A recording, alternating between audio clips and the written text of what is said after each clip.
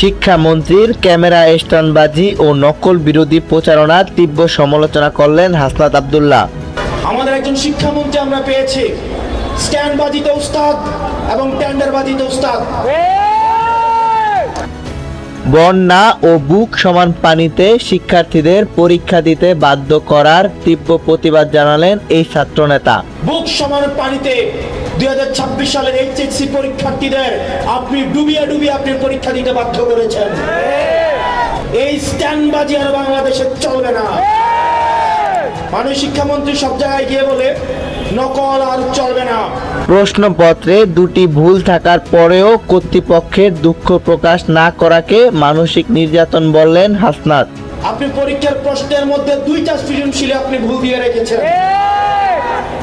এই শিক্ষামন্ত্রী, আপনি যাদেরকে ফার্মের মুরগি বলছেন, এই ফার্মের মুরগিরা রাস্তায় এসেছে বলে আজকে শিক্ষামন্ত্রী হয়েছেন। আপনারা একবার দুঃখ প্রকাশের প্রয়োজন বোধ করলেন না, বরং এই শিক্ষার্থীদেরকে আপনারা বলছেন মাদকাসক্ত। শিক্ষার্থীদের উপর ভর করে যারা আজ লন্ডন, শিলং থেকে এসে দেশ চালাচ্ছেন, তাদের অতীত স্মরণ করালেন হাসনাত। এই ফার্মের মুরগিরা রাস্তায় এসেছে বলেই আজকে লন্ডন থেকে এসে বাংলাদেশের প্রধানমন্ত্রিত্ব করছে। নিজেদের সন্তানদের বিদেশে রেখে দেশের শিক্ষার্থীদের ভবিষ্যৎ নিয়ে ছিনিমিনি খেলার কড়া সমালোচনা করেন তিনি।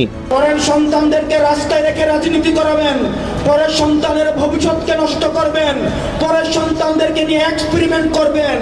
এই বাংলাদেশ নিয়ে এক্সপেরিমেন্ট আর আমরা আপনাদেরকে করতে দিব না। কারণ আপনাদের সন্তানরা দেশে পড়াশোনা করে না, আপনাদের সন্তানরে আপনারা বিদেশে রেখে পড়াশোনা করান।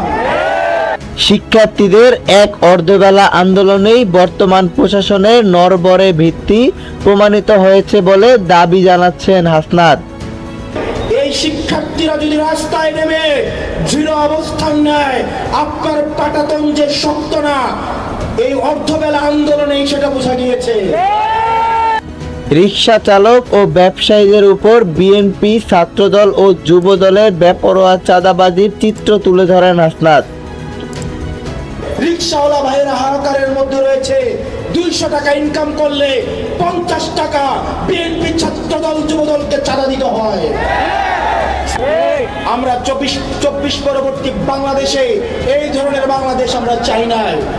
ব্যবসায়ীরা হাহাকারের মধ্যে রয়েছে, ফুটপাতের হকাররা হাহাকারের মধ্যে রয়েছে। অন্যায় ও চাঁদাবাজি অব্যাহত রাখলে শেখ হাসিনার মতো পালানোর জায়গাও মিলবে না বলে হুঁশিয়ারি দেন তিনি। হাসিনার হয়তো 17 বছর লাগছে।